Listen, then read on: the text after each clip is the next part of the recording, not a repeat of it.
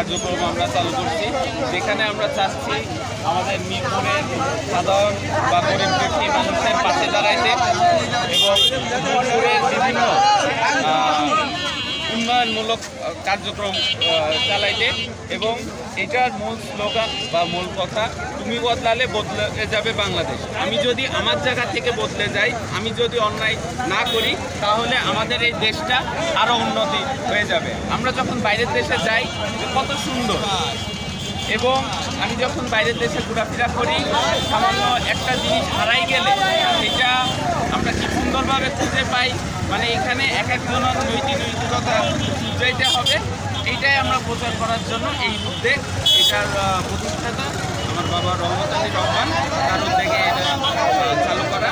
এবং আমাদের মূল কথা, তুমি বদলালে বদলে যাবে বাংলাদেশ।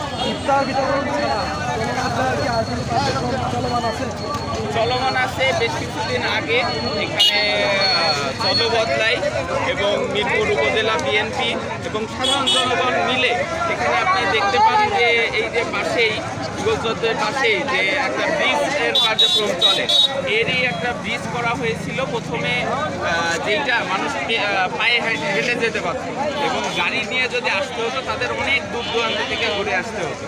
কিন্তু এটা পরবর্তীতে একটা কাঠের মজবুত একটা ব্রিজ করা হয় এবং একই সাথে এই চলবদলায়েরই একটা ফ্রি অ্যাম্বুলেন্স সার্ভিস আছে, যেটা মিরপুরের মধ্যে এই ফ্রি অ্যাম্বুলেন্স সার্ভিস চলবদলায় এবং জয়মন ক্লিনিকের সাথে যৌথভাবে এটা পরিচালনা করা হয়।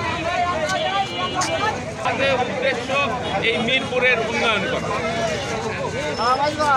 ধন্যবাদ।